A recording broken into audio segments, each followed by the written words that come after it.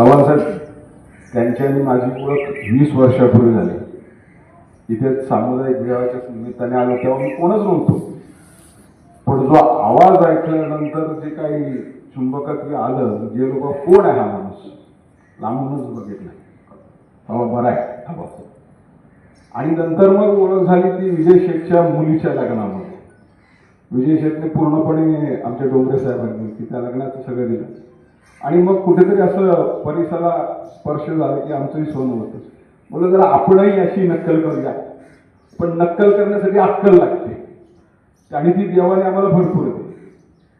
पण मगाशी सरपंच साहेबांनी सांगितलं की त्यांच्या तिन्ही मुलांकडे, मी त्या तिन्ही मुलांना सांगेन की समाजाकडून काहीच अपेक्षा ठेवली, कारण अपेक्षा ठेवली ना का अपेक्षा भंग होतोच. तिथे चव्हाण साहेब बसले, स्वतःच्या मध्ये जर धमक असेल ना करून दाखवा, मग समाज बरोबर तुमची दखल घेतो. कारण अपेक्षा घेतली की अपेक्षा भंग होतो, नैराश्याकडे जातो. नैराश्य गेलेला माणूस कुठे ना कुठेतरी वाकडा जातो आणि चांगल्या गोष्टीचं माती होतं. तशी ही माती याची झाली, हे स्पष्ट बोलतो. कारण मी सुद्धा काही गोष्टी समाजाकडून अपेक्षा ठेवल्या होत्या, आता ठेवतच नाही. जे होईल ते होईल, पण समाजाला एक चांगला आरसा दाखवायचा प्रयत्न चव्हाण साहेबांनी आपल्या माध्यमातून केलेला आहे. आणि ते कुमारच्या मध्ये आहे, तो आवाज आजही कुमारच्या माध्यमातून होतोय. आणि ज्यांनी ज्यांनी चव्हाण साहेबांचा आवाज ऐकला असेल त्यांना माहीत असेल की चव्हाण साहेबांचं व्यक्तिमत्व काय आहे. कारण सरपंचांनी मगाही सांगितलं की आधी दादा गेल्यानंतर आता सगळे चांगले बोलायला. अहो जमान्याची रीतच आहे. इथे बसून आता मी किती बोलतोय, इथे बसलेल्या मी किती हा खरं बोलतोय आणि किती खोटं बोलतोय, पण जे आहे ते मी तुमच्याकडे सांगितलंय. कुमार, ज्या चुका तुझ्या वडिलांकडून झाल्या त्या चुका ओळख आणि त्या चुका तू करू नकोस, तरच तुला समाज व्यवस्थित काम दे. एवढं आज या ठिकाणी सांगतो. कोणाला जर माझं बोलणं लागलं असेल तर तरी क्षमा आहे.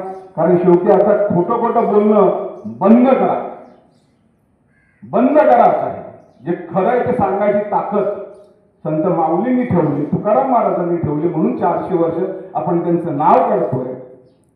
तर आपलं जर काही व्हायचं असेल तर खरं बोलायला शिका आणि पैशाला महत्व अजिबात देऊ नका, कर्तृत्वाला महत्व द्या, तरच हा समाज राहील.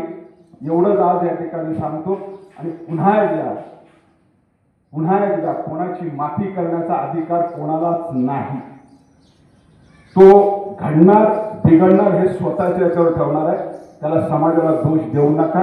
ज्याने त्याने ठरवा की घडायचंय का बिघडायचंय, एवढंच आज या ठिकाणी सांगतो. शेवटी हे मी जे बोललोय ते चव्हाण साहेबांच्या आवाजामुळे बोलतोय. कारण मी मगाशी सांगितलं की नक्कल करायला अक्कल लागते. ती अक्कल मला दिलेली आहे आणि त्या अक्कलेवरती हा समाजापुढे राहत जाईल. आणि माझ्या आवाजातून त्या चव्हाणांचा आवाज कुठेतरी तुमच्यापर्यंत ऐकायला येईल. एवढीच या ठिकाणी माझ्या वतीने, माझ्या मुळे पाटील कुटुंबाच्या वतीने, आमच्या सगळ्या आर्वीच्या वतीने, विजय शेठ असतील, सुनील डोंगरे असतील, ह्या सगळ्यांच्या वतीने अशा ह्या आवाजाच्या भाषेला भावपूर्ण श्रद्धांजली अर्पण करतो. थांबतो. ओम शांती. ओम शांती. या कार्यक्रमाचे सन्माननीय जितेंद्र शेठ साहेब असतील, शहीद राजे असतील.